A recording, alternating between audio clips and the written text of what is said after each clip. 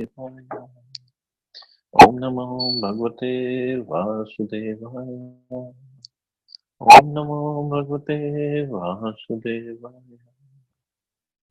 Narayana Namaskritya Naram Narottam Devim Saraswatim Vyasam Tato Jayam Devi Nashtaprayeshu Bhadreshu Nityam Bhagavata Sevaya Bhagavati Uttam Shloke Bhaktir Bhavati Naishtiki. So continuing with the discussion on Srimad Bhagavatam, second canto, second chapter, text number 15. Second chapter, the Lord in the Heart, text number 15.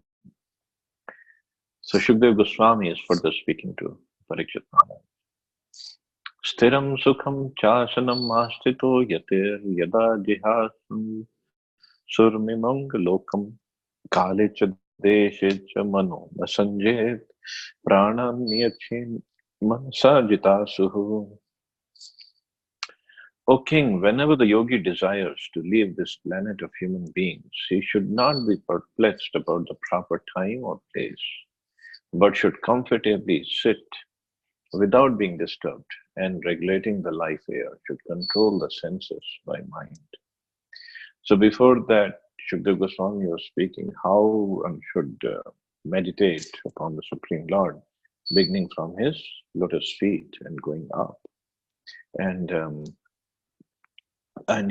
he had described the beautiful features of the Supreme Lord, the kind of jewelries he's wearing, and all the bodily features.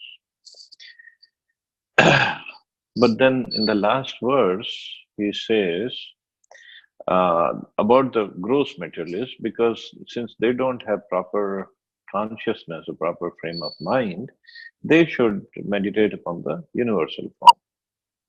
But now he is coming back to the yogis. So the yogi should not be perplexed because he should have that much of practice. In Bhagavad Gita 8.14, it is clearly stated that a person who is totally engaged in the transcendental loving service of the Lord and who constantly remembers him at every step easily obtains the mercy of the Lord by entering into his personal contact. Such devotees do not need to seek an opportune moment to leave the present body. Means such devotees, because they are spending their whole life in service of the Lord, so they don't need to seek an opportune moment. Because in the eighth chapter, in the eighth chapter, it's on mentioned that if we leave the body and when the sun is in Uttarayan, then we go to the planet of light, or if we live in the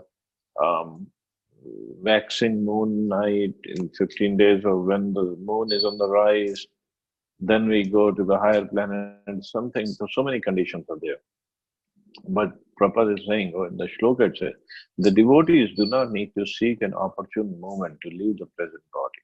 But those who are mixed devotees, alloyed with fruitive action or empirical philosophical speculation, some karmishut bhakti or gyan-mishut bhakti, require an opportune moment for quitting this body. For them, the opportune moments are stated in Bhagavad Gita 8:23 to 26. But these opportune moments are not as important as one's being a successful yogi who is able to quit his body as he likes. Such a yogi must be competent to control his senses by the mind. The mind is easily conquered simply by engaging it at the lotus feet of the Lord.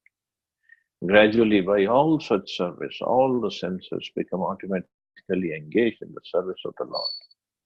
That is a way of merging into the Supreme Absolute. So, engaging our senses, beginning with the mind, in the service of the Lord, that is a supreme destination a devotee is seeking for, his devotee is looking. And Prabhupada, last time he said that is a way of merging into the Supreme Absolute. Merging never ever means that we lose our individuality.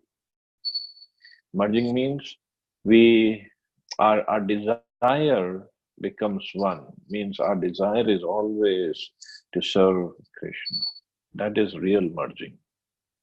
I mean, individuality will always be there, but our thought process in engaging service of Krishna, desire is to serve Him, and our whole existence is to serve Him. So that is a real merging that Prabhupada is mentioning here. So the mind is easily conquered simply by engaging it at the lotus feet of the Lord. So that is more important. So of course, Krishna himself says it's very difficult to control the mind, but by practice and by detachment, it can be done. So practice is practicing to serve Krishna always, and detachment means detachment from the material world. Attaching it to the service of Krishna means detachment from the material world. So that is for a devotee. This is how a devotee leaves the body, and this is what Shukdev Goswami is trying to tell Parikshit Maharaj. This is how you should leave the body. Means 7 days you should fully fix your mind at the lotus feet of the Lord, and the senses that you're going to use is basically your hearing sense, ears. So hear so nicely. So with your mind, you just engage yourself in the service of the Lord, and then you can go back home, back to Godhead. Simple as that. Text 16. Mana swabuddhya malaya niyamya kshetragya etam ninyat tatatmatmani atmanam atmanya vruddhya dhiro labdho pashantir viramet kritya. Thereafter, the yogi should merge his mind by his unalloyed intelligence into the living entity, and then merge the living entity into the superself. And by doing this, the fully satisfied living entity becomes situated in the supreme stage of satisfaction, so that he ceases from all other activities. So the living entity is the Jivatma that Shukdev Goswami is talking about. The functions of the mind are thinking, feeling, and willing. When the mind is materialistic or absorbed in material content, it acts for material advancement of knowledge, destructively ending in discovery of nuclear weapons. But when the mind acts under spiritual urge, it acts wonderfully for going back home, back to Godhead, for life and complete bliss and eternity. Therefore, the mind has to be manipulated by good and unalloyed intelligence. So the mind, like in Bhagavad Gita also it is said, when the mind, when is it in control, our control, it's our best of friends. And when it is not, it's our worst of enemies. But the best part actually is the mind is under the jurisdiction of the soul. It's not beyond the soul. It just, when we keep on telling ourselves, oh, mera man nahi sunta meri baat, and this and that, my mind doesn't listen to me, then we are basically making the mind so strong and obstinate. Otherwise, the mind has to listen to the soul. Mind is material, soul is spiritual. Mind is under the control, fully under the jurisdiction of the soul. It just, we become lenient, that's all.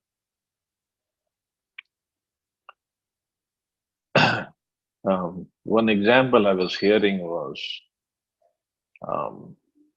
suppose our mind says, oh, it's too cold, let's not get up early in the morning and chant. And it is cold, I'm not saying it's not cold in Delhi, it is cold. And mind will definitely say that. Why get out of this nice and comfortable warm blanket? Why take bath so early in the morning? Well, taking bath or not, that's up to your health. That I cannot decide on that. But getting up early and chanting our rounds early definitely has very spiritual um, potency. As well, it depends on the schedule, how you get up, what you have to do. But getting up early definitely helps. So the mind will keep on saying, "No, don't get him, don't get him."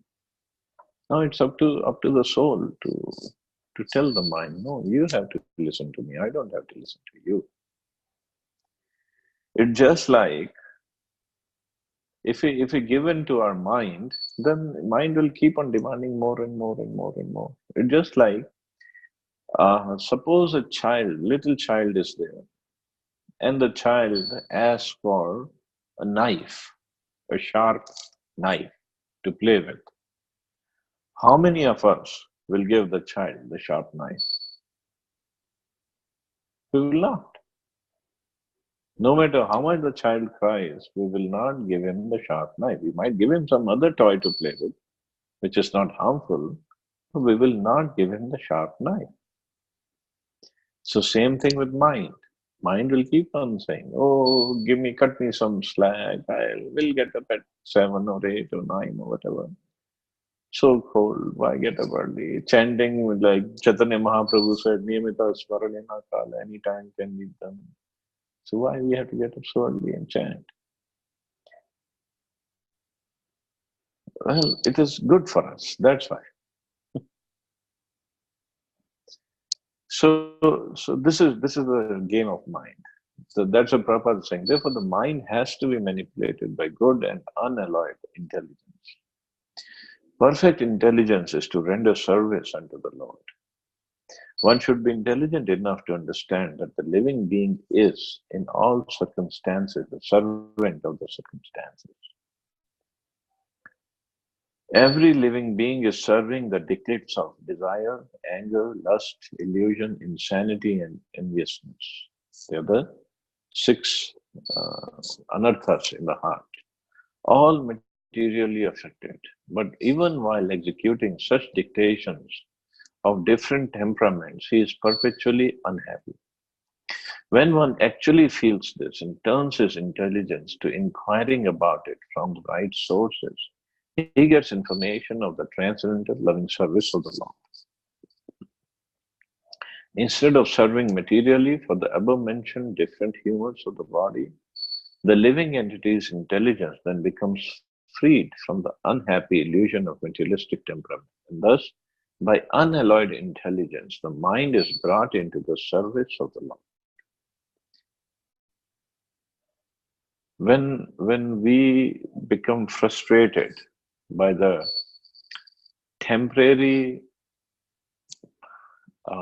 happiness and so-called happiness and unhappiness, illusion of materialistic temperament, and all these things, then the mind, then the intelligence can divert the mind into the service of the Lord. The Lord and His service are identical, being on the absolute plane. Therefore, the unalloyed intelligence and the mind are merged into the Lord. Merged into the Lord means merged into service of the Lord. And thus the living entity does not remain a seer himself, but becomes seen by the Lord transcendently. Means does living entity does not remain a seer, means he does not remain an enjoyer.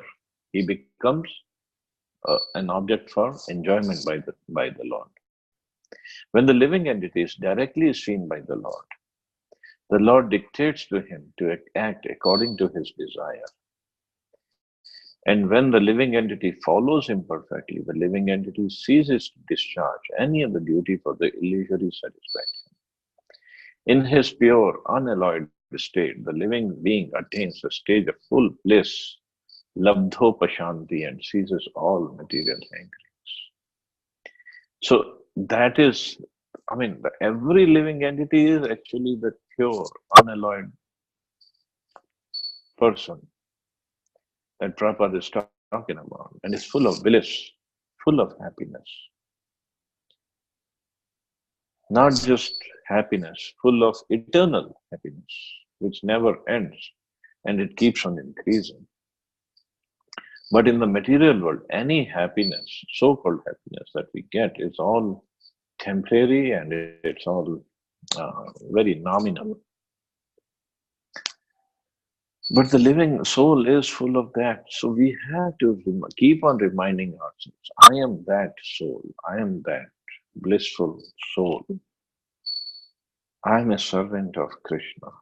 This is my real identity, not the servant of senses, not a servant of mind.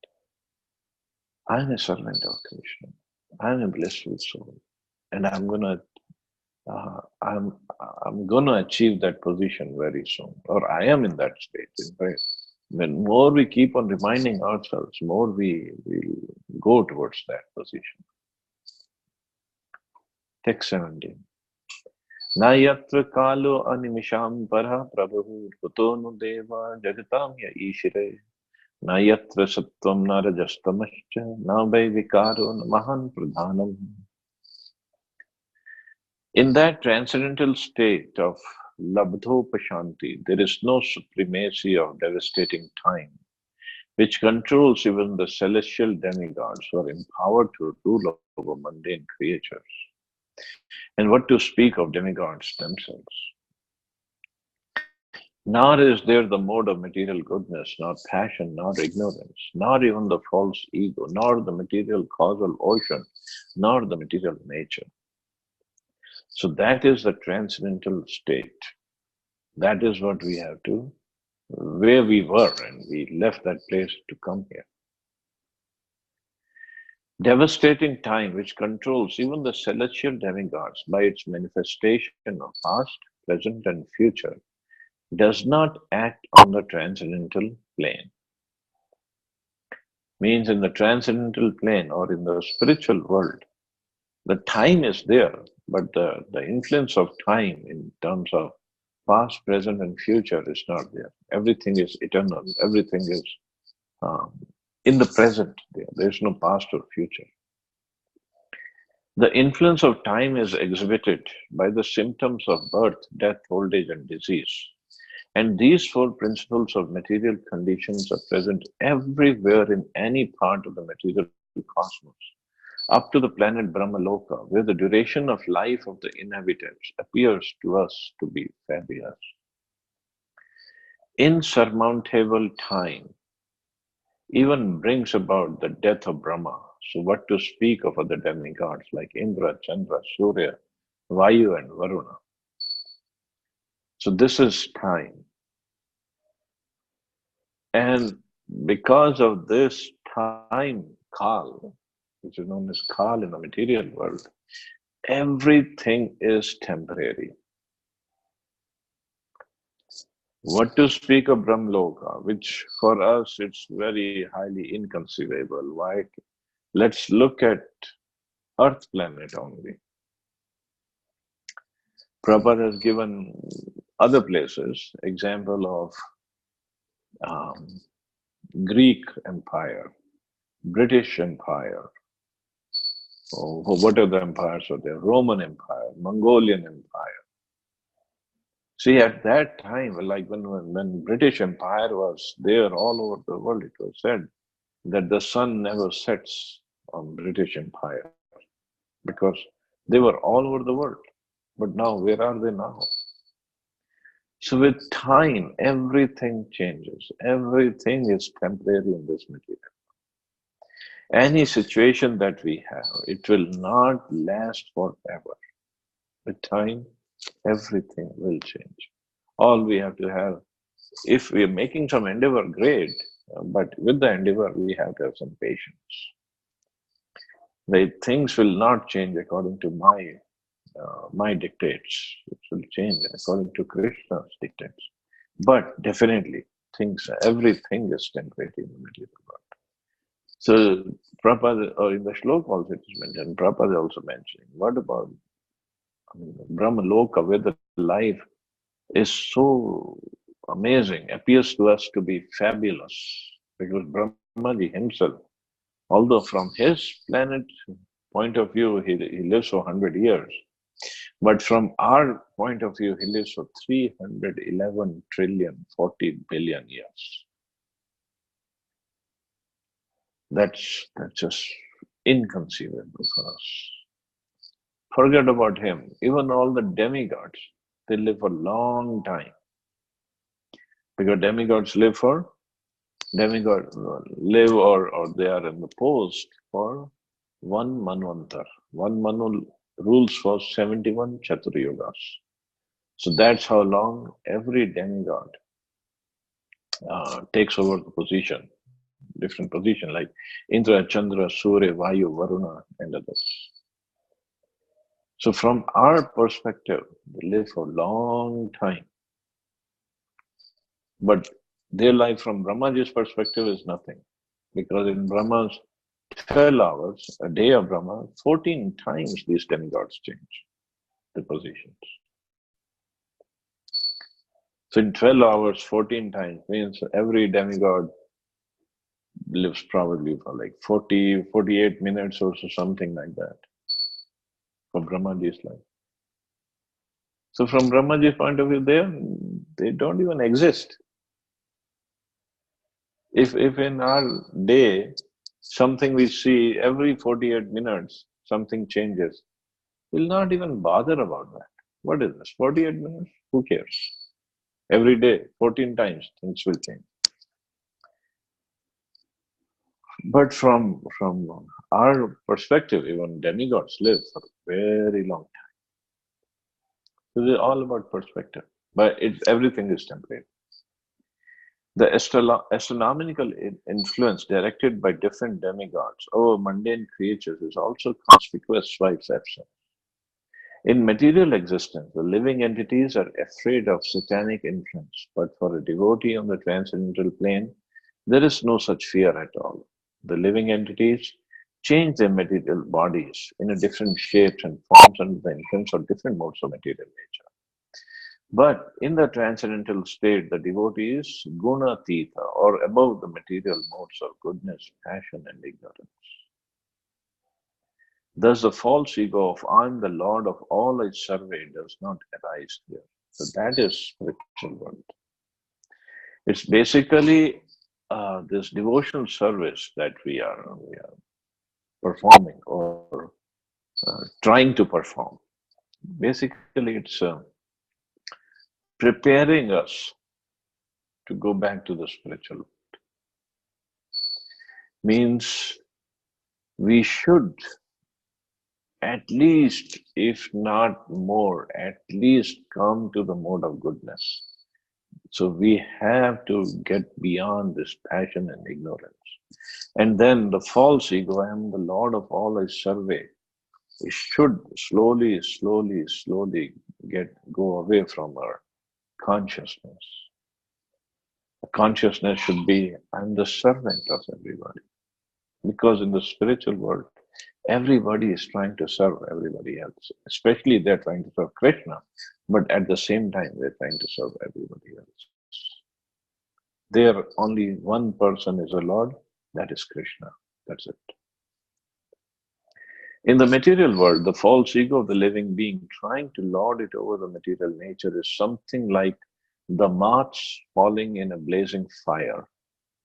The moth is captivated by the glaring beauty of the fire, and when he comes to enjoy it, the blazing fire consumes him. In the transcendental state, the living being is pure in his consciousness, and as such, he has no false ego to lord it over the material nature. Rather, his pure consciousness directs him to surrender unto the Supreme Lord. As stated in Bhagavad Gita, Vasudeva Sarvamiti Samahatma Saturlabha. All this indicates that in the transcendental state, there is neither material creation nor the causal ocean for the material nature. And then Prabhupada goes further in another long paragraph. So I'll go towards the end of the paragraph, where Prabhupada says, the Vaikuntha planets are also forms of eternity, bliss, and knowledge, and therefore the devotees of the Lord who are admitted into the abode of the Lord also get bodies of eternity, bliss, and knowledge, means Sat, Chit, and Ananda. As such, there is no difference between one and another. The Lord's abode, name, fame, entourage, etc. are of the same transcendental quality, and how this transcendental quality differs from the material world is explained here within this verse.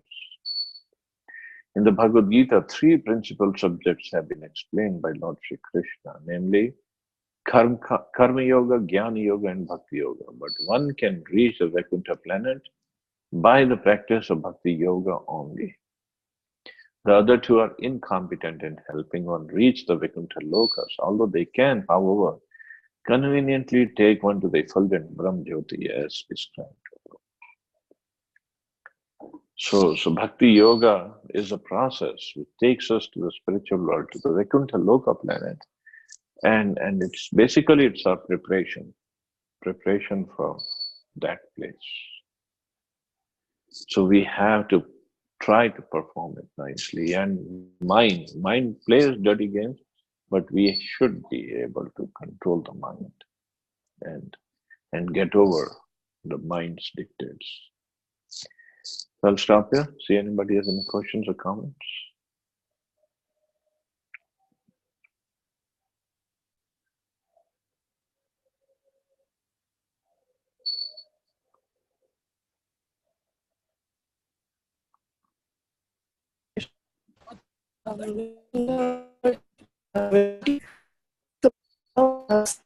Hare Krishna.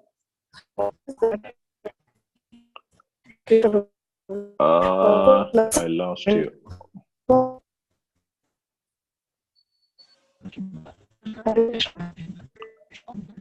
I still lost you.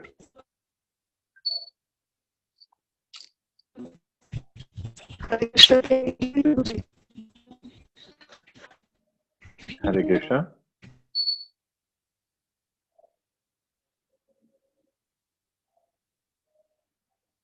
Can't hear you, Mata.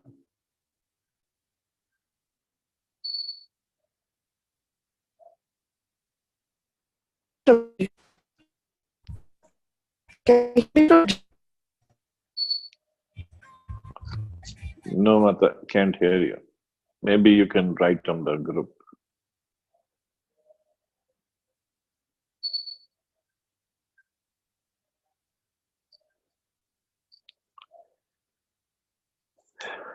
So we'll stop here. See, everybody have a wonderful Monday. Hare Krishna. Jai Shri Prabhupada.